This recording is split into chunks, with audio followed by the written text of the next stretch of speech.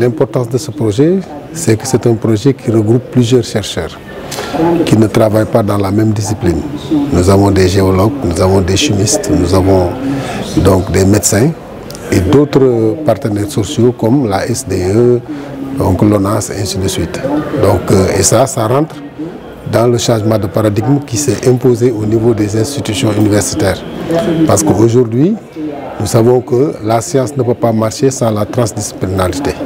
C'est pour cela que ce projet est important. C'était un projet de recherche sur les eaux souterraines urbaines, l'impact de l'assainissement autonome, l'impact donc qualitatif de l'assainissement autonome, mais également l'étude de l'effet sur la santé des populations qui utilisent ces ressources en eau.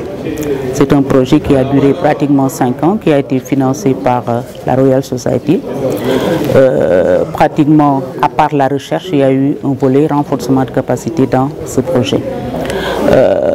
La recherche au niveau de Dakar était axée principalement sur la mise en évidence, donc, pour rendre un peu plus explicite la contribution des systèmes sur site, c'est-à-dire que ce soit des systèmes d'assainissement ou bien des systèmes d'approvisionnement en eau, la contribution de ces systèmes dans la réalisation des objectifs de développement durable, c'est-à-dire particulièrement l'ODD 6 qui vise à une amélioration de l'alimentation en eau potable et à l'assainissement des populations d'ici 2030.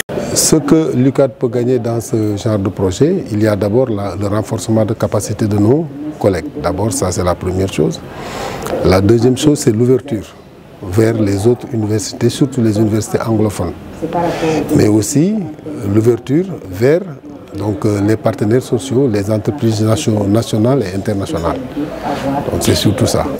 On a pu quand même mettre en évidence l'impact réel de ces systèmes d'assainissement sur la qualité des eaux. Cet impact peut être aggravé par des facteurs externes, comme on a eu à le démontrer dans le cadre de nos travaux de recherche, comme pratiquement la variabilité climatique avec l'intensification des précipitations. Donc on a pu mettre en évidence à partir d'un site expérimental placé au niveau d'un établissement scolaire que pratiquement les fosses déversées directement sur les eaux souterraines qui sont à côté utilisées par les populations. Donc aujourd'hui, à partir de ces résultats de recherche, quelles sont les recommandations qu'il faudra en tirer?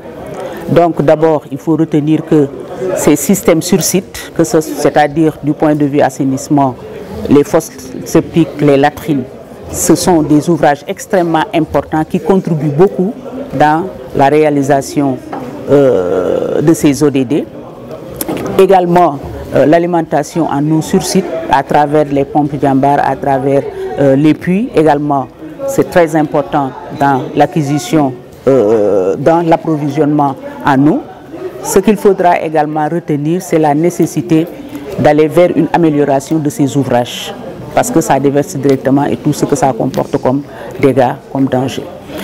Ce qu'on peut également retenir des résultats qu'on a aujourd'hui, donc nous en tant que chercheurs, on a des résultats qu'on se partage, mais à l'endroit des populations locales, c'est cette forte sensibilisation qu'on a eu à faire au sein des populations. Donc le projet, pratiquement, ça ne s'est pas passé tout simplement à l'université, mais c'était en symbiose avec les populations locales, les établissements scolaires, les enfants, les sensibiliser un peu sur l'environnement, leur entourage, ainsi de suite.